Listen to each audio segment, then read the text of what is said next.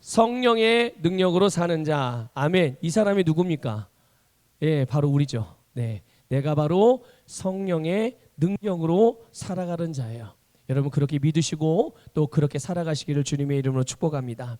여러분 베드로 아시죠? 베드로. 베드로 어떤 사람이죠? 베드로가? 예? 베드로 뭐라고요? 어부. 마스크를 써가지고 잘 안 들려요. 예. 어부죠. 근데 그냥 어부가 아니죠. 원래 이제 어부였죠. 원래는 어부였는데 이제 사람을 낚는 어부로 바뀌죠. 자, 그런데 이 복음서에 보면 복음서는 이제 마태복음, 마가복음, 누가복음, 요한복음을 복음서라고 그러는데 이 복음서에 나오는 베드로를 보게 되면 사실 이 베드로는 예수님의 수제자잖아요. 그렇죠? 예수님의 수제자. 그래서 예수님의 오른팔, 예수님의 오른팔이 바로 이 베드로거든요. 그런데 그 복음서를 좀 가만히 보면은 이 베드로가 진짜 예수님의 오른팔인가? 진짜 예수님의 수제자가 맞나? 이렇게 생각되는 부분이, 그러니까 의심스러운 부분이 몇 군데 있어요. 몇 군데. 여러분들 혹시 기억하시나요? 베드로가 진짜 예수님의 수제자가 맞나? 이렇게 생각될 정도로 이 베드로가 참 믿음에 있어서 주님을 따르는 제자로서의 어떤 정체성에 있어서 굉장히 연약함이 있었단 말이죠. 그래서 두 가지 사건을 그냥 단적으로 우리가 이제 제일 유명한 이 베드로에 있어서 두 가지 사건을 말씀드리면, 하나는 예수님께서 이제 하나님의 일에 대해서 말씀을 하셨어요. 이제 그때부터 본격적으로 그 일이 뭐냐면 이제 예수님이 고난을 받으시고 십자가에 달려 죽으시고 그리고 이제 3일 만에 부활하실 거다. 이제 부활하게 될 거다. 이걸 이제 본격적으로 제자들에게 이제 가르치기 시작하셨어요. 말씀을 처음부터 그걸 말해 주신 건 아니에요. 한참 사역하고 이제 마지막에 마지막 이제 예수님이 실제로 그 고난을 받으시기 바로 얼마 전에 이 부분을 이제 말씀을 하셨거든요. 그때 예수님 옆에서 그 말씀을 듣던 이 베드로가 혹시 어떻게 했는지 기억하시나요? 베드로가 어떻게 했어요?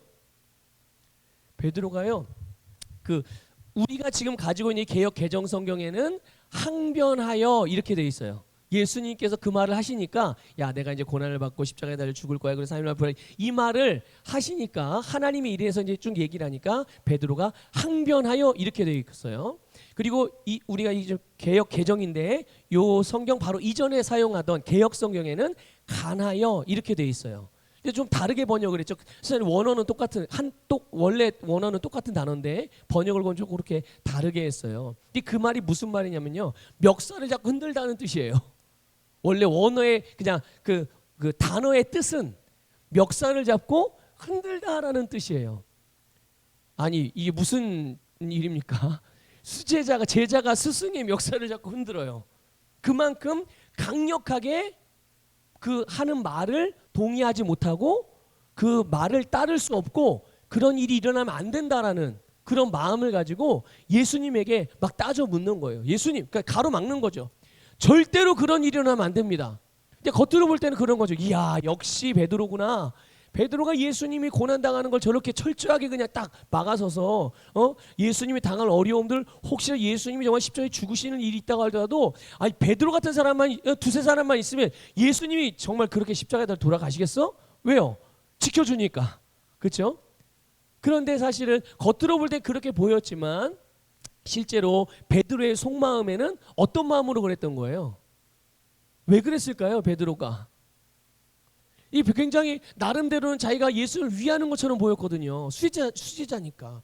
여러분 많이 생각해 보세요. 만약에 제가 우리 안산서북의 담임 목사인 제가 여러분 같이 있다가 어떤 사람이 와가지고 저를 막 힐난을 하고 막 모욕을 주고 제 막 멱살을 잡고 흔들고 막 그러면 여러분 어떻게 하실 거예요?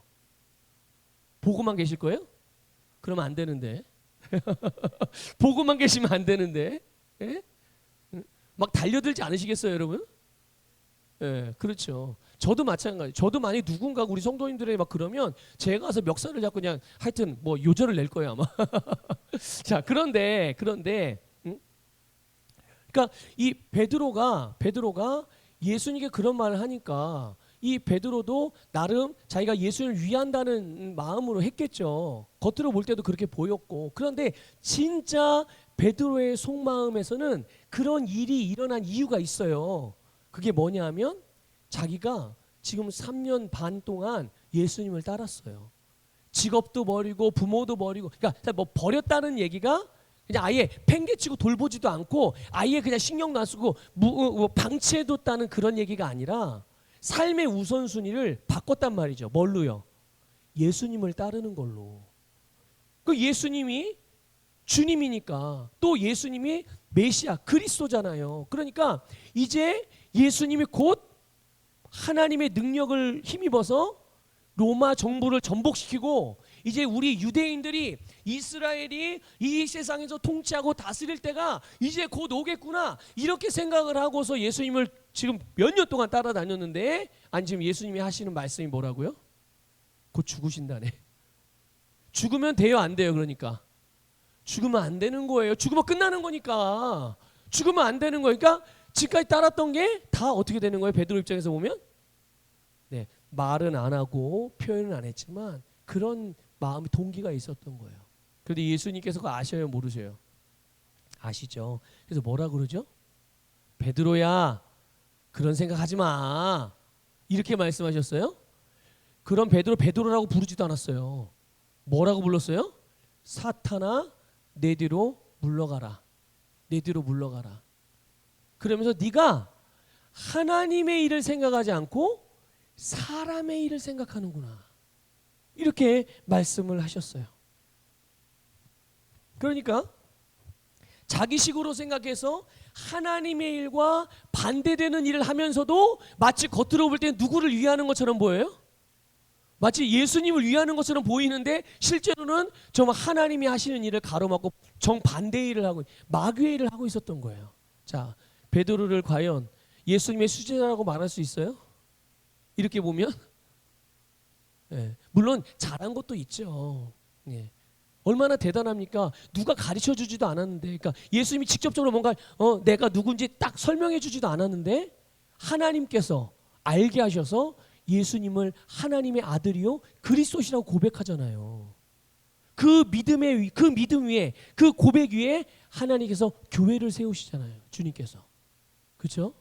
그러니까 이런 것만 보면 또 대단한 건데, 근데 또 한편으로 보면 이렇게 하나님의 일들을 가로막는 일을 했단 말이에요. 사탄이 하는 일처럼. 게다가 결정적으로 여러분, 예수님께 십자가에 붙잡혀 십자가에서 돌아가시기까지 이 베드로는 뭐 하고 있었나요? 베드로는 뭐 했죠? 예수님이 로마 군병들에 의해서 그 관정에 끌려갈 때 몰래 뒤에 숨어서 쫓아가요. 몰래 쫓아가다가 누가 알아보네요. 그것도 여종이, 어린 여종이 알아보고 당신 예수와 함께 있었던 예수의 제자 같은데, 그랬더니 이 베드로가 뭐라 그래요? 그래, 내가 예수 제자인데 어쩔래 이랬나요? 아니죠. 예, 부인했어요. 나 예수님 모르는데, 저 사람 몰라, 나 누군지 몰라.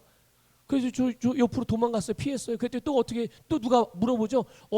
당신 분명히 예수랑 같이 있던 예수 제자 맞는데, 그랬더니 또 모른다고 부인.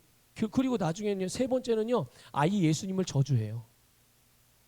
예수님을 저주해요. 그리고서 예수를 부인하죠. 그러니까 보세요, 여러분, 자기 생각, 자기 감정, 자기에게 돌아올 이해득실을 계산하면서 철저하게 자기중심적으로 행동했던 베드로예요. 심지어 예수님이 지금 눈앞에서 보이고 있는데, 예수님이 재판정 안에서 대제사장들과 또 서기관들과 많은 유대인들 앞에서, 게다가 또 빌라도 앞에서 없는 죄를 덮어 씌우고 뺨을 맞고 침뱉음을 당하고 채찍에 맞고 가시면류관이 씌워지고 손에 못이 박히고 그러는 거를 눈으로 보면서도 그 앞에서 예수님을 부인하고 예수님을 저주했단 말이에요. 그러니까 이게 여러분, 자기중심적으로 신앙생활하는 사람들에겐 이런 모습들이 너무나 늘상 일어나요. 내가 이거 주님을 따라 예배드리는 게 나에게 손해인가 이득인가? 내가 예수를 믿는 게 내게 손해인가 이득인가? 내가 기도하는 게, 부흥에 참석하는 게, 내가 헌금하는 게, 내가 헌신하고 봉사하고 이러는 게 나한테 도움이 되나 안 되나? 돈이 되나 안 되나? 사업이 되나 안 되나? 내 가게가 잘 되나 안 되나? 내 일이 되나 안 되나? 이런 거 다 따져가면서 그래서 계산기를 두들겨 보고 안 될 것 같으면 그냥 아예 그냥 모르는 척하고 넘어가고. 이게 베드로가 했던 일이에요. 예수님의 수제자였다. 자, 그런데 사도행전에서의 베드로는 좀 달라요. 사도행전에서의 베드로는요, 이전에 복음서에 나왔던 베드로가 맞나, 이 똑같은 베드로가 맞나, 이렇게 생각될 정도로 완전히 다른 사람이 돼 있어요. 사도행전에서는. 그래서 사도행전에서는요, 이 베드로가 어디 가서나 복음을 전하고요, 어디서든지 기도하고, 어떤 상황에서든지 예배하고, 어떤 상황에서 예수님을 전하고, 그리고 혹 복음을 전하고 예배를 드리고 찬양, 하여튼 말씀을 따라 행할 때 핍박이 오거나 어려운 일이 생기잖아요. 그러면 더 말씀을 전하고 더 믿음으로 집중해서, 말씀에 집중해서 믿음으로 행동하고 선택하고 그렇게 살아갔던 것이 바로 이 베드로였어요. 그러니까 여러분, 그래 나중에는 어떻게 되죠? 이 베드로의 최후 여러분 아시죠? 베드로가 나중에 이제 인생의 마지막이 어떻게 되죠? 마지막을 어떻게 마치죠? 육신의 생명이 예수님을 위해서 복음을 증거하다가 거꾸로 된 십자가에 달려서 순교합니다. 순교해요. 그러니까 이게 뭐예요?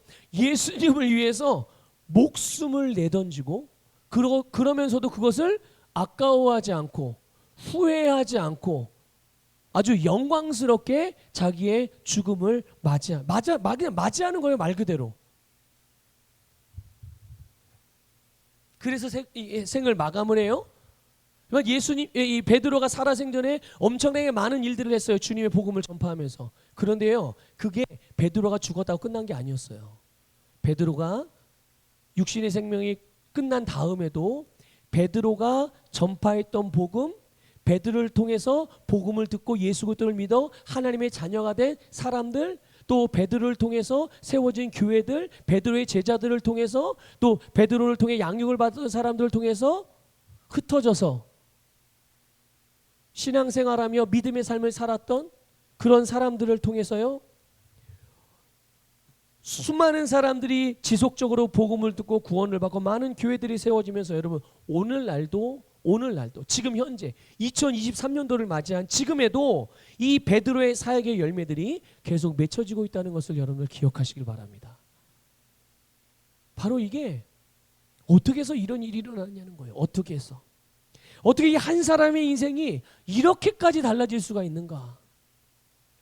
그것도 아주 능력 있는 인생으로요. 그게 바로 여러분, 그 비밀이 바로 성령의 충만함이에요. 성령의 충만함이 바로 이 한 인생을 바꿔. 근데 여러분, 한 인생만 바뀐 게 아니에요. 여러분 생각해 보세요. 하나님이 왜 성령을 통하여 나를 변화시키겠어요? 그냥 나만 믿고 나만 예수 믿고 그냥 죽어서 천국 가면 되는 거지. 그런데 왜 굳이 나에게 그 예수를 믿고 거듭나기만 하게 만들지 않으시고 나에게 왜 능력을 왜 주시냐고요? 예? 왜 모든 것들을 이기고 승리하는 능력을 왜 주시고 왜 믿는 나에게 표적이 나타나게 하는지, 왜 승리하게 하는지, 그 이유가 무엇입니까? 바로 내가 구원받은 것은, 또 나를 구원한 하나님의 생명은, 나를 구원한 성령의 능력은 나만 구원하고 나에게만 나타나는 능력이 아니라 나와 같은 또 다른 사람에게 그들을 구원하고 그들도 승리의 삶을 살게 하기 위해서 하나님께서 그래서 우리에게 성령의 능력을 부어주시는 줄 믿으시기를 주님의 이름으로 축복합니다. 여러분, 이 베드로가 이렇게 능력의 삶을 살아갈 수 있었던 것, 이런 변화의 삶을 살아갈 수 있었던 것은 바로 예수님이 약속해 주셨던 성령을 충만하게 받았기 때문에 그래요. 약속하신 성령으로 충만하게 되었기 때문에. 오늘도 여러분, 성령의 충만함은 한 사람의 인생을 변화시킵니다. 믿습니까? 그리고 그 변화된 사람을 통해서 그 안에 계신 또 그와 함께하는 성령님은 그의 세상을 새롭게 변화시키는 줄 믿습니다. 그래서 오늘 여러분 이 저녁에 정말 성령의 충만함을 받으시고 성령의 능력으로 하나님께서 여러분에게 주신 영생으로 충만한 삶을 살아가시기를 주님의 이름으로 축복합니다. 오늘 본문 17절 말씀에, 오늘 17절 말씀에 예수님께서 말씀하시기를, 이 성령님에 대해서 말씀하시는데요, 세상은 그를 보지도 못하고 알지도 못한다고 그랬어요. 누가 보지도 못하고 알지도 못한다고요? 네, 세상. 이거는 그냥 이 세상을 말해, 세상 사람들을 말하는 거예요. 세상 사람들은 성령님을 알지도 못하고 보지도 못해요. 자, 그런데 결정적인 거는 뭐냐면, 그래서 그들은 성령을 받지 못한대요. 알지도 못하고 보지도 못했기 때문에 그들은 성령을 못 받는데요. 그런데 예수 그리스도를 믿고 거듭난 성도들은, 그래서 오늘 본문에는 너희는 이라고 돼 있죠. 너희는. 그 너희가 누구냐 하면 바로 예수 그리스도를 믿고 거듭난 사람들을 말하는 거예요. 하나님의 자녀들을 말하는 거죠. 오늘 저와 여러분 같은. 바로 이렇게 예수를 믿고 거듭난 성도들은 성령으로 충만함을 받는다라고 말씀하고 있어요. 믿으십니까? 네. 그러니까 성령 충만함 받는 것은 어떤 특별한 사람에게만 주시는 것이 아니라 모든 믿는 자들에게 주신 하나님의 선물임을 믿으시기를 주님의 축복합니다. 그래서 예수님도 당신의 제자들에게 성령으로 충만함 받으라고 말씀하셨고, 또 사도들도 역시 모든 그리스도인들을 향하여, 모든 교회를 향하여 성령으로 충만함을 받으라고 말씀했어요. 여러분, 그래서 이 성령으로 충만함을 받는 것이 바로 거듭난 그리스도인들을 향한 하나님의 뜻인 줄 믿습니다. 그 뜻이 이루어져야 되잖아요. 그 뜻을 날마다 이루는 삶이 오늘 저와 여러분의 삶이 되기를 축복합니다. 그래서 우리는 매일매일을 성령의 충만함으로 살아가심으로 여러분의 인생과 여러분의 삶이 성령의 능력으로 표적이 나타나는 그런 역사가 일어나기를 축복합니다. 여러분, 하나님께서 거듭난 성도들에게 이 성령을 선물로 주시는데요, 그래서 하나님의 백성들로 하여금, 그리스도인들로 하여금 이 땅에서 그리고 이 세상에서 하나님의 성령을 통해서 능력으로 살아갈 수 있도록 우리에게 성령을 부어주세요. 그래서 여러분, 오순절 마가의 다락방에 모였던 사람들, 그 성도들에게 성령의 충만함이 최초로 임했죠. 그러니까 이미 구약 성경으로부터 하나님께서 약속해 주셨던, 그리고 오늘 본문에서 예수님께서도 약속하신 성령님을 약속해 주셨다고 말씀하고 있잖아요. 그 약속하신 성령을 보내주실 것이다. 근데 그게 언제 보내져요? 바로 오순절 마가의 다락방에서, 오순절에 마가의 다락방에 하나님의 약속하셨던 성령, 그리고 예수님께서 말씀하셨던 그 성령이 드디어 이 오순절 마가 다락방에 임했어요. 그리고 그 오순절 마가의 다락방에 성령님이 임하신 이후에는 여러분, 주님의 말씀을 따라서, 여러분 주님의 뜻을 따라서 우리 가운데 성령님이 항상 거하시는 줄 믿으시기를 축복합니다. 그래서 우리는 날마다 성령 충만함 받아야 하고, 날마다 성령 충만함 받을 수 있고, 그래서 우리는 날마다 성령 충만하게 살아갈 수 있는 것이죠. 여러분, 이제 몇 가지 간단하게 말씀을 드리고 같이 이제 기도할 거예요. 자, 그러면 그래서 지금 우리가 이제 그럼 왜 성령, 거듭난 우리가 그냥 거듭나기만 하면 되지 뭘 굳이 성령의 충만함으로 살아가야 되냐? 우리가 믿음이 있고 권세가 있으니까 믿음과 권세를 가지고만 해도 충분하지 않냐? 그렇게 생각을 하지만 여러분, 우리의 믿음과 권세는 그때 어떤 특별한 일들을 변화시키고 새롭게 한 능력인 것은 맞아요. 그런데 여러분, 우리의 인격과 성품과 또 주님께 주신 말씀을 이루는 능력은 성령님을 통해서 이루어지는 거예요. 그래서 여러분, 가끔 그런 사람들 보지 않습니까? 능력이 있는 것 같은데 인격은 정말 예수님하고 정반대로, 야, 저런 사람도 저렇게 능력이 있네, 이렇게 생각될 정도로, 그렇게 하나님이 주신 은사, 하나님이 주신 능력, 이런 것들이 효과적이지 못하게 전달되어지는 사람들도 가끔 있어요. 근데 그런 사람들을 믿음의 사람들이 보면, 또 이런 성령의 능력이라든지 이런 것들 잘 모르거나 아니면 신앙생활 얼마 안 된 사람들이 그런 모습을 보면 어떤 이미지를 갖게 됩니까? 성령 충만해봐야 소용없구나. 능력 받아봐야 소용없구나. 아니 능력 받으면 뭐해? 저렇게 이기적으로 사는데. 아니 성령 충만하면 뭐해? 저렇게 그냥 자기만 알고 어디 가서 그냥 이 말이나 옮기고 이간질하고 저렇게 불같이 화나내고 앞뒤 안가리 상식도 없고 이렇게 각인이 되어서 그냥 그런 사람은 그러면 그 다음부터는 어떻게 돼요? 하나님의 말씀 앞에 말씀을 있는 그대로 받아들이는 게 아니라 안경을 끼고 보는 거예요. 무슨 안경이요? 색안경, 선입견. 그래서 정말 하나님께서 우리에게 원하시는 그대로가 그대로 말씀 그대로가 역사하는 일을 제한하고 방해해서 우리로 정말 하나님 주신 모든 것들을 누리는 게 아니라 정말 제한적으로밖에 누릴 수 없는, 그게 또 마귀의 또 그런 속임수이기도 하지만 여러분 우리는 절대로 그렇게 돼서는 안 되는 줄 믿습니다. 그러니까 여러분 우리가 성령으로 충만해야 되는데, 여러분 먼저 우리가 성령으로 충만해야 하는 이유는 가장 중요한 이유는 그게 하나님의 뜻이기 때문에 그래요. 우리가 성령으로 충만한 것이 하나님의 뜻이에요. 그리고 성령 충만함이 바로 우리를 그리스도인답게 그리고 능력의 삶을 살게 하기 때문인 줄 믿으시길 축복합니다. 그게 무엇입니까? 바로 성령님이 말씀을 이루시기 때문에 그래요. 여러분 앞에 현수막 보이십니까? 우리 신년 부흥회에 대한 우리가 행사를 3가지를 해가지고 현수막 하나에다가 3가지 행사를 넣다 보니까 좀 글씨가 작은데, 이 마지막 부분에 신년 부흥회하고 주제가 뭐예요?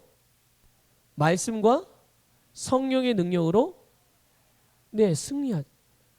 말씀만으로가 아니라 우리가 말씀을 알고 말씀을 가지고 있어도요, 이 말씀을 이루는 건 누가 이루실까요? 성령님이 이루시거든요. 그게 성령의 가장 중요한 사역이에요. 그렇기 때문에 우리가 성령으로 충만할 때 내가 믿는 말씀이 더 효과적으로 우리에게서 우리를 통해서 이루어진다는 걸 믿으시길 축복합니다. 결국 그리스도인들의 능력 있는 삶은 말씀과 성령으로 살아가는 거예요. 말씀과 성령으로. 그러니까 우리는 당연히 주님께서 말씀하신 대로 성령으로 충만해야 되는 게 맞죠.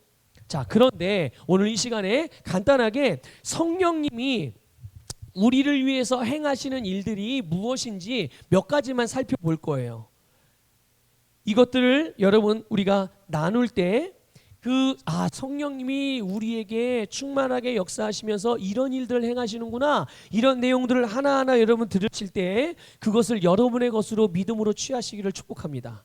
그냥 그래 그렇구나 이러고 넘어갈 게 아니라 이거는 내 거구나, 이게 나를 위해서 주신 말씀이구나 믿음으로 취하셔서 성령님께서 행하시는 일들이 여러분에게 실제가 되기를 주님의 이름으로 축복합니다. 먼저 여러분, 성령님은 우리에게 하나님의 임재가 실제가 되게 만드세요. 다시 말씀드릴게요.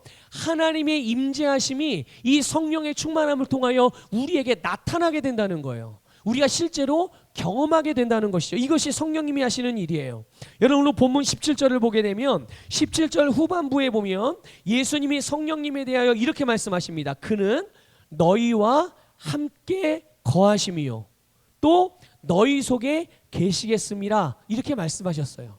성령님이 우리와 함께 거하시고 함께 사신다는 얘기예요. 그리고 우리 속에 계신다라고 말씀을 하시는 거죠. 그러니까 여러분, 성령님은 하나님의 영이에요. 성령님은 예수님의 영이에요. 그래서 하나님은 성령님을 통해서 우리에게 임재하시는 줄 믿으시기를 축복합니다. 그래서 하나님이 나와 함께 하시는 이 역사가 성령님을 통해서 이루어지는 거예요. 그리고 우리 당연히 성령님으로 충만하면 우리는 하나님의 임재로 충만하게 되고 그 임재의 증거들이 우리의 삶에서 나타나게 되는 거예요. 여러분, 하나님의 임재, 하나님의 영광 안에 질병이 있어요, 없어요? 하나님께도 질병이 있어요? 없어요. 하나님께 가난이 있나요? 없어요. 하나님께 눈물이 있나요? 억울한 고통의 눈물 말하는 거예요. 기쁨과 감격의 눈물 말고. 고통과 아픔의 눈물이 있어요? 여러분, 하나님 안에 배신이 있어요? 하나님 안에 마음의 상처가 있어요? 아니요, 없어요. 하나님 안에 죽음도 없고 사망도 없어요. 저주도 없어요. 하나님 안에는 모든 것이 풍성하고 완전한 것만 있는 줄 믿으시기를 축복합니다. 근데 그 하나님이 우리에게 임재하세요. 그러면 어떻게 된다고요? 성령님이 하나님 안에 있는, 하나님의 임재를 통하여 하나님 안에 있는 것들을 우리에게 가져오셔서 우리에게 있는 어둠의 역사, 우리에게 나타날 수 있는 여러 가지 우리가 영향받을 수 있는 그런 사망의 영향력들, 이 모든 것들이 떠나가게 한다는 것을 믿으시기를 주님의 이름으로 축복합니다. 여러분 보세요. 지금 조금 전에 읽은 17절 후반부의 말씀에 성령이 우리와 함께 계신대요. 자, 그리고 나서 또 성령님이 어디에 계신대요? 우리 속에, 우리 안에 계신다는 말씀이에요. 내 안에. 자, 그럼 보세요. 이 말씀이 의미하는 바가 뭡니까? 성령님이 어디 계시다는 거예요? 우리의 밖에도 계시고 우리의 안에도 계시고. 그럼 보세요. 우리 밖에도 성령님이 계시고 우리 안에도 성령님이, 이게 성령 충만한 사람들의 삶의 모습이거든요. 그러니까 우리 존재 자체가, 우리의 삶 자체가, 내 인생 자체가 성령님으로 둘러싸여 있는 거예요. 성령님 안에서 폭 쌓여서 살아가게 되는 거예요. 여러분 놀라운 은혜죠. 얼마나 감사한 은혜입니까? 그러니까 그래서 우리로 하나님께서 나와 실제로 함께 계시고 우리가 때로는 그분을 가깝게 느낄 수도 있고 그분과 함께 하시며 증거들이 나타나기도 하는 것, 이것이 하나님의 임재가 우리에게 실제가 되었기 때문에. 무엇을 통해서요? 성령의 충만함을 통해서. 그래서 우리는 이 성령을 통한 하나님의 임재는 우리가 하나님 안에서 숨을 쉬고 있고 하나님 안에서 살고 있고 하나님 안에서 행하는 이 모든 것들이 가능하게 만들어주는 줄 믿으시기를 축복합니다. 그래서 그분의 임재가 우리 속에서 기쁨과 평안이 넘치게 만들어 주시는 거예요. 이게 여러분 성령이 우리 안에 충만하게 역사하시면서 행하시는 첫 번째 일. 두 번째 일은 뭐냐 하면 이겁니다. 모든 것을 가르쳐 주세요. 성령님이. 나는 지혜가 없어, 나는 뭘 잘 몰라, 그렇게 늘 생각하시는 여러분들 성령으로 충만하시길 바랍니다. 그러면 그 성령님이 여러분에게 필요한 것만 가르쳐 주는 게 아니에요. 뭐라고 말씀해요? 모든 것을. 자, 한번 확인해 보겠습니다. 요한복음 14장 26절 같이 읽겠습니다. 시작. 보혜사 곧 아버지께서 내 이름을 보내실 성령, 그가 너희에게 모든 것을 가르치고 내가 너에게 말한 모든 것을 생각나게 하리라. 아멘. 그가 너희에게 모든 것을 가르쳐 주신대요. 여러분, 하나님의 비밀도 계시해 주시고 우리의 삶에 대한 모든 것들, 하나님께서 우리에게 값없이 주신 아름다운 것들, 모든 것들을 가르쳐 주시는 것이 성령님의 역사인 줄 믿으시기를 바랍니다.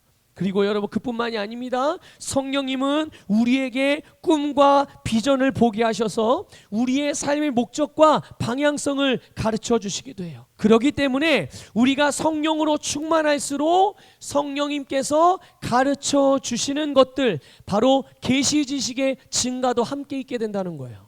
그러니까 여러분 보세요. 성령님이 우리에게 모든 것들을 알게 하시고 가르쳐 주시기 때문에 우리는 무엇을 하든지 우리가 살아가는 삶과 우리가 행하는 모든 일들 가운데서 확신과 담대함 가운데 할 수 있는 거예요. 성령님이 가르쳐 주시니까요. 그래서 우리가 앞으로 무엇을 해야 되나, 내가 지금 어떻게 무엇을 선택해야 되나, 내가 어느 길로 가야 되나, 내가 이 어려운 상황 가운데 과연 어떻게 될 것인가, 하나님이 다 성령을 통해서 우리에게 알게 하시거든요. 여러 가지 것들을 통해서. 또 그렇게만 알게 하시는 게 아니에요. 또 은사로도 우리에게 알게 하세요. 은사의 나타남을 통해서도.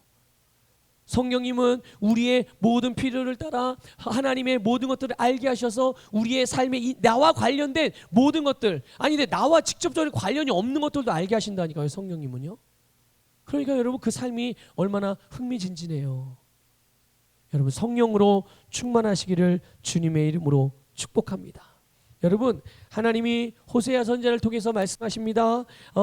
하나님의 백성이 지식이 없어서 망한대요. 아니 하나님의 백성임에도 지식이 없으면 뭘 알지 못하면요.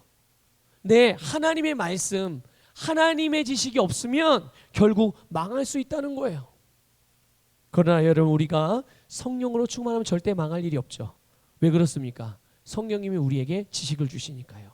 성령님이 우리에게 알게 하시니까요. 지혜와 계시 영으로 충만하게 하셔서 우리로 하나님을 아는 것뿐만 아니라 그리고 하나님께서 우리에게 주신 하나님 나라의 유업, 그 얼마나 풍성한 것인지, 여러분 하나님 나라에서 여러분에게 주신 하늘나라의 통장에 얼마가 여러분 잔고가 있는지 혹시 아세요?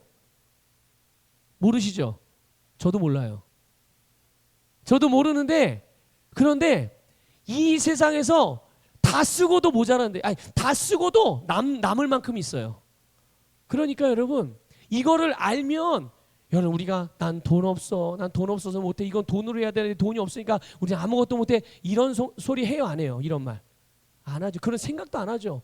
왜냐하면 쓰고 모든 것들을 위해서 다 쓰고도 더 남아 있는데, 그걸 알고 있는데요, 그걸 알게 하시는 하나님이 우리를 위해서, 나를 위해서 유업으로 남겨주시고 나에게 주신 것들이 얼마나 풍성한지를, 게다가 여러분 하나님께서 우리에게, 믿는 자들에게 주신 권세와 그 믿음을 통해서 나타나는 능력이 얼마나 강력한 능력인지, 여러분의 믿음이 얼마나 대단한 믿음이고 그 믿음을 가지고 할 수 있는 일이 얼마나 위대하고 얼마나 능력 있는 일을 할 수 있는지 그것도 알게 하신대요.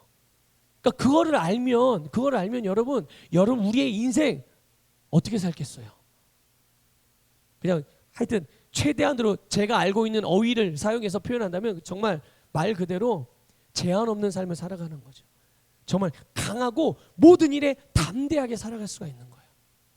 그게 바로 오늘 저와 여러분에게 성령으로 충만할 때 성령님께서 일하시는 역사임을 믿으시기를 축복합니다.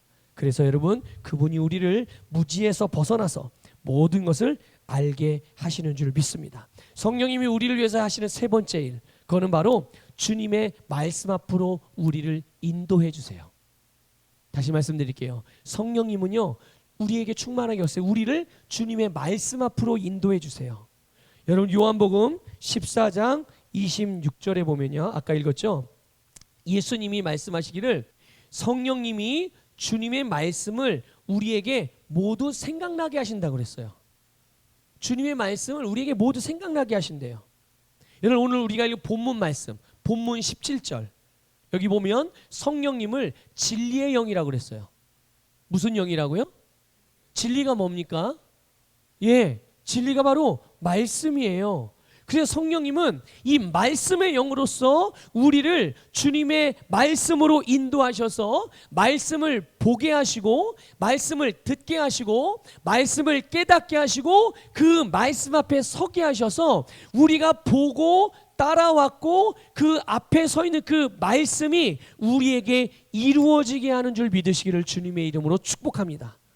그래서 우리가 성령으로 충만하면 매일 매 순간이 하나님의 말씀이 실제가 되는, 하나님의 말씀을 경험하는 삶을 살아가게 되는 거예요. 여러분 하나님의 영광이 이 땅에 어떻게 나타났습니까? 하나님의 영광이 이 땅에 예수 그리스도를 통해서 나타났어요. 그러니까 예수 그리스도는 하나님의 영광의 본체예요. 그러니까 예수님을 본 사람은 누구를 본 거예요? 하나님. 예수님의 말씀을 들은 건 누구의 말씀을 들은 거예요? 예수님의 음성을 들은 자는 누구의 음성을 들은 거예요? 네, 예수님이 이 땅에 나타난 하나님의 영광이거든요. 자, 그렇듯이 성령으로 충만한 우리를 통해서 말씀이 그대로 이루어짐으로 예수님처럼 하나님의 영광이 우리를 통하여 이 세상에 나타나게 되는 줄 믿으시기를 주님의 이름으로 축복합니다. 정말 영광스러운 삶이죠. 정말 대단한 삶인데 이게 바로 오늘 저와 여러분의 삶인 거예요. 이게 바로. 자, 이제 성령님께서 우리에게 행하시는 네 번째 일들, 네 번째 일, 그게 뭐냐면 바로 메마른 삶을 비옥하게 만드세요. 어떻게 하신다고요? 네, 메마른 삶을. 여러분 내 삶에 어디가 메말라 있어요? 어디가 갈급해 있어요? 어디에 더 물이 필요합니까? 어디에 더 퇴비가 필요하고 어디에 더 영양분이 필요해요? 바로 거기를 비옥하게 만드는 분이 바로 성령의 역사임을 믿으시기를 축복합니다. 요한복음 7장 37절 38절 볼게요. 같이 읽겠습니다. 시작. 명절 끝날 곧 큰 날에 예수께서 서서 외쳐 이르시되 누구든지 목마르거든 내게로 와서 마시라. 나를 믿는 자는 성경의 이름과 같이 그 배에서 생수의 강이 흘러나오리라 하시니 아멘. 자, 그런데 여기서 예수님 말씀하신 그 배에서 흘러나오는 이 생수의 강, 이것을 바로 성령을 가리켜 하신 말씀이라 그랬어요. 성령을 가리켜 말씀하신. 여러분, 생수의 강은 말 그대로 모든 식물, 모든 생물에게 생명을 주는 물이에요. 생명을 주는 물. 모든 만물을 살게 하고 자라게 하고 꽃이 피게 하고 열매를 맺게 하는 것이 이 생수거든요. 이것이 바로 우리 안에 계신 성령님이시고 그분의 충만함을 통해서 우리의 삶에 성령의 기름 부음으로 나타나는 능력이라는 것을 깨달으시길 바라요. 그래서 여러분, 성령님은 우리의 모든 삶과 우리와 연결된 우리의 세상을 살게 해줘요. 살아나게 해줘요. 번성케 하여, 그런 이 번성케 하는 능력으로 역사하는 줄 믿으시기를 축복합니다. 그래서 혹이라도 광야와 같은 우리의 삶의 영역들이 있다면 그것들을 비옥하게 만들어서 거기에도 물이 나게 하고 거기에도 풀이 자라게 하고 그리고 거기에도 초목이 무성하게 만들고, 그러면 여러분, 초목이 무성한 곳은 더 이상 광야가 아니죠. 초목이 무성하면 이제 더 이상 광야가 아니죠. 무엇이든지 필요를 얻을 수 있는 근원이 된다는 것, 통로가 된다는 것을 깨달으시기를 주님의 이름으로 축복합니다. 그래서 여러분, 하나님이요 구약에 에스겔 선지자를 통해서 말씀하시기를요, 우리 속에 새 영을 부어주신대요. 근데 그 새 영이 하나님의 영이래요. 그게 뭐예요? 그게 바로 성령님이거든요. 그 성령님을 보내주신 다음에 그 성령님이 우리에게 행하실 일들에 대해서 이 에스겔 선지자를 통해서 말씀하셨어요. 에스겔 36장 26절 27절 말씀이거든요. 그렇게 성령님이 우리에게 임하셨고, 그리고 그 다음에 일어날 일들, 그거를 바로 36장 29절 30절에서 말씀하고 있어요. 자, 세번역성, 이해하기 쉽게 우리 세번역 성경으로 우리 같이 읽어보겠습니다. 시작. 내가 너희를 그 모든 더러운 곳에서 구원하여 낸 다음에 곡식의 소출을 풍성하게 하여 다시는 너희에게 흉년이 들지 않게 하며 나무에 과일이 많이 맺히고 밭에서 소출이 많이 나게 하여 너희가 다시는 굶주림 때문에 다른 여러 나라의 조롱을 받지 않게 하겠다.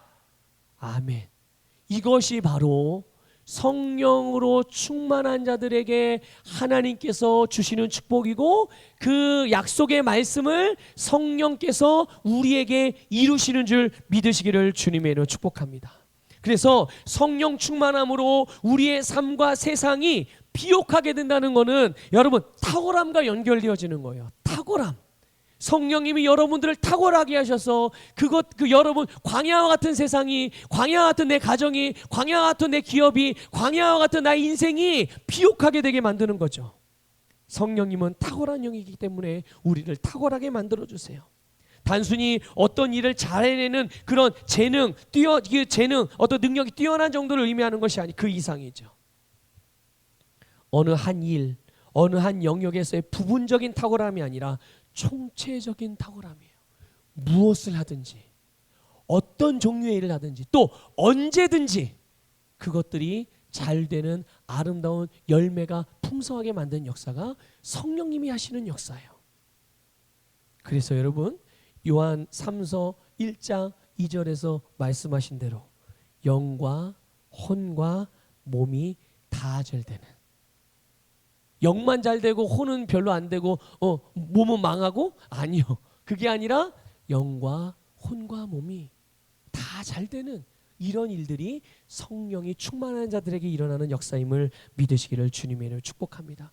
그래서 여러분, 시편 기자는 이렇게 하나님의 영으로 충만한 자의 삶에 대하여 이렇게 고백해요. 볼까요? 시편 38편 8절인데 한글 킹 제임스 성경에 이렇게 되어 있어요. 한번 저 노란색으로 된 부분만 읽어볼까요? 시작. 주께서는 나와 관련된 것을 완전하게 하시리이다. 아멘. 내 인생 나만 완전하게 하는 게 아니라 뭐라고요? 나와 관련된 것. 여러분과 관련된 게 뭐가 있어요? 한번 생각해 보세요. 여러분과 연결 많아요. 그렇죠? 정말 하나하나 그래도 생각해 보세요. 뭔지. 예? 그런데 그 하나하나 생각하면 그냥 순간적으로 그냥 몇 개 말하고 끝날 수가 없어요. 워낙 연결된 게 많으니까. 그런데 그걸 다 어떻게 한다고요? 완전하게 하신대요. 여러분, 이게 성령님이 우리 안에서 또 우리와 함께 하시면서 우리에게 이루시는 역사임을 믿으시길 축복합니다. 그래서 여러분, 시편 1편 1절에서 1절 이하에 뭐라고 되어 있어요? 복 있는 사람은 어떻게 된대요? 복 있는 사람은 시냇가 심겨진 나무 같대요. 그래서 그가 시절을 쫓아서 한 번 열매 맺고 한참 기다려 열매 맺는 게 아니에요. 시절을 쫓아서 열매를 맺는데요. 그것처럼 여러분, 시와 때를 따라 항상 열매 맺는 탁월한 인생, 그것이 여러분 성령 충만한 사람들의 삶인 줄 믿으시기를 축복합니다. 자, 이제 마지막으로 이제 성령께서 충만함으로 나타나는 역사들 몇 가지 성경 구절만 좀 찾아볼 거예요. 한번 그래서 이 성경 구절을 찾아서 확인하시고 이 말씀 역시도 여러분의 것으로 믿음으로 가져가시기를 축복합니다. 자, 사도행전 1장 8절 볼게요. 같이 읽습니다. 성령이 충만하면 일어나는 일들이에요. 시작. 오직 성령이 너희에게 임하시면 너희가 권능을 받고 예루살렘과 온 유대와 사마리아 땅까지 이르러 내 증인이 되리라. 아멘. 오직 성령이 너희에게 임하시면 너희가 어떻게 된대요? 권능을 받는데. 여러분, 성령의 충만함을 통해 권능을 받는 줄 믿으시길 축복합니다. 그래서 표적과 기사가 그래서 따르는 거예요.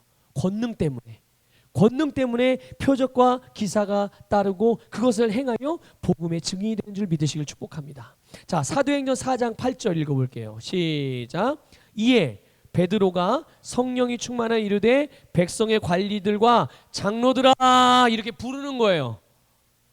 어떻게 해서? 성령이 충만하여. 자, 또 사도행전 4장 31절 볼게요. 시작. 빌기를 다음에 모인 곳이 진동하더니 무리가 다 성령이 충만하여 담대히 하나님의 말씀을 전하니라. 아멘. 베드로도 그렇고 성도들도 그렇고 성령이 충만하니까 어떻게 됩니까? 담대해집니다. 그래서 백성들이며 제사장들이며 장로들이며 다 불러요. 베드로는. 그리고 나서 뭐해요? 말씀을 전하죠. 베드로만 그렇습니까? 아니요. 성도들도 마찬가지요. 성령이 충만하니까 담대하게 주님의 말씀을 전했다. 말씀을 전하고 복음을 입으로 말하는 것만이 아니에요. 그들이 말씀을 그대로 행동했다는 얘기예요. 말씀대로. 성령이 충만하면 이렇게 담대하게 하는 줄 믿으시기를 주님의 축복합니다. 자, 사도행전 7장 55절 같이 읽습니다. 시작. 스데반이 성령 충만하여 하늘을 우러러 주목하여 하나님의 영광과 및 예수께서 하나님 우편에 서신 것을 보고. 아멘. 어떤 일이 일어나요? 성령 충만하니까. 여러분, 성령이 충만할 때 영적인 눈이 열려서 주님의 영광을 보게 되는 줄 믿으시기를 축복합니다. 여러분, 이처럼 성령이 충만할 때 영적인 눈이 열리는 사건은요, 사도 바울에게도 일어났어요. 어떤 일입니까? 사도 바울이 예수 그리스도를 다메섹 도상에서 만난 다음에 눈이 멉니다. 눈이 보이지 않게 돼요.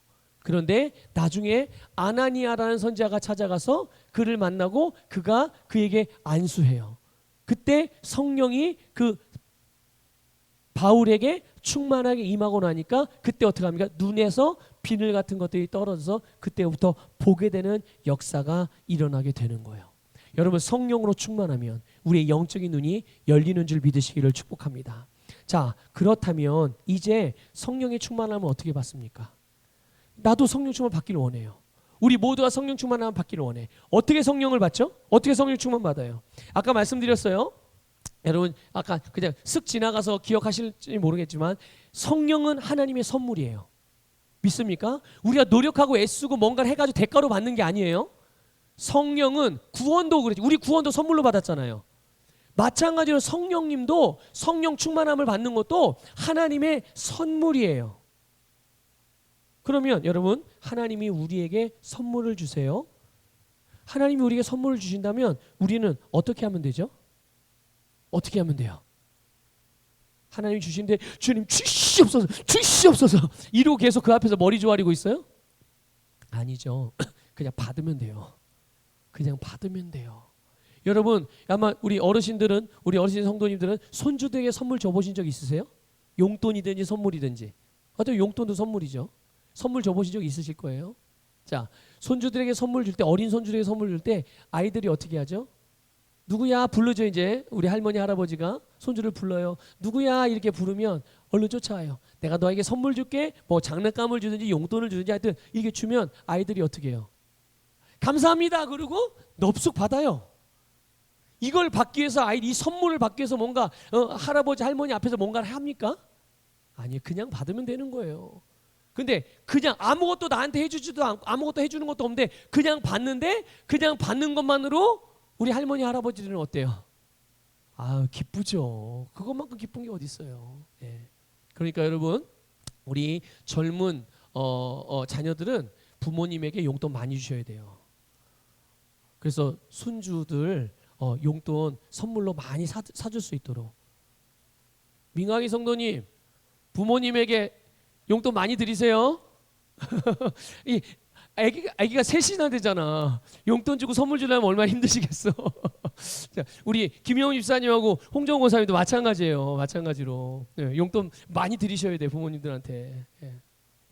자 여러분 그래요. 하나님이 우리에게 선물을 줄 때 우리는 그냥 받으면 되는 거거든요. 자 그러면 성경에 보면 이제 이 하나님께서 사람들에게 성령님이 어떤 통로를 통해서 충만하게 부어지는지, 그러니까 성령을 그냥 받으면 되는데 통로가 있단 말이죠. 그 통로를 통해서 온단 말이에요. 이 성령의 충만함이. 그게 첫 번째로 뭐냐면 여러분 성령 충만함을 위해서 기도하면 성령이 충만하게 받습니다. 믿습니까? 애걸복걸하라는 얘기가 아니에요. 애걸복걸 주세요 제발 주세요 안 주면 안 돼요 이게 아니에요. 그게 아니에요. 자 한번 볼게요. 누가복음 11장 13절 같이 읽어볼게요. 시작. 너희가 악할지라도 좋은 것을 자식에게 줄 줄 알거든 하물며 너희 하늘 아버지께서 구하는 자에게 성령을 주시지 않겠느냐 하시니라. 아멘. 어저께도 잠깐 봤는데 여기서 구하는 자를 구한다 할 때 이것도 이 단어도 여러분 요구한다라는 의미예요. 요구하는 것. 여러분 요구하는 게 아무나 요구합니까? 내가 그걸 요구할 수 있는 권리가 있어야 요구하는 거예요. 그러니까 우리가 성령으로 충만함 받는 것은 하나님의 뜻이기도 하고 하나님께서 우리에게 약속해 주신 말씀이기 때문에 그 약속의 말씀을 근거로 주님 성령 충만한 것은 하나님의 뜻이고 나는 성령 충만함 받기를 원하고 내게서 그 주님의 뜻이 이루어지기를 원하니까 나에게 성령으로 충만하게 하시옵소서라고 기도하면 요구하면 우리가 성령으로 충만해진다는 것을 믿으시기를 주님의 이름으로 축복합니다. 그러면 여러분 우리가 말씀에 근거해서 믿음으로 기도하면 충만하게 되는 거예요. 자 그런데 한 가지 중요한 거는 여러분 그래요. 믿음으로 구하면 성령으로 충만해지는군요.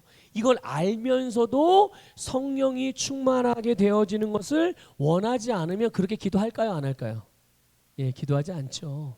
성령 충만함을 원해야 돼요. 여러분 갈망하시길 바라고 원하시길 바랍니다.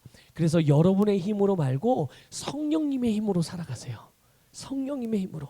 자, 여러분 사도행전에서도 마가의 다락방에 성령이 임한 후에 성도들이 기도하게 될 때 그 모두가 성령으로 충만해진 걸 볼 수가 있어요. 성령님이요 마가의 다락방에 임했어요. 그런데 그때 모인 사람들이 기도하니까 그 임한 성령님이 각 사람에게 임했다라는 것을 깨달으시기를 주님의 이름으로 축복합니다. 자 볼까요? 사도행전 4장 31절 우리 세번역 성경으로 볼게요. 시작. 그들이 기도를 마치니 그들이 모여있는 곳이 흔들리고 그들은 모두 성령으로 충만하여 하나님의 말씀을 담대히 말하게 되었다. 아멘. 그렇습니다. 그들이 하나님의 성령으로 충만하기를 갈망하는 마음으로 구했을 때, 요구했을 때, 기도했을 때 그들에게 성령으로 충만하게 되었어요. 자, 두 번째. 성령님이 어떤 통로를 통해서 우리에게 충만하게 임하느냐? 여러분, 하나님의 말씀을 들을 때 성령으로 충만하게 임합니다. 자, 볼까요? 베드로가요, 백부장의 이방 백부장이었던 고넬료 아시죠? 고넬료의 집에서 말씀을 전할 때 그냥 아무것도 한 게 없어요. 그냥 말씀을 듣고 있는데 그들이 성령의 충만함을 받았어요. 이방인이었음에도 불구하고. 사도행전 10장 44절 볼게요. 읽겠습니다. 시작. 베드로가 이 말을 할 때 성령이 말씀 듣는 모든 사람에게 내려오시니. 아멘. 그러니까 여러분 보세요.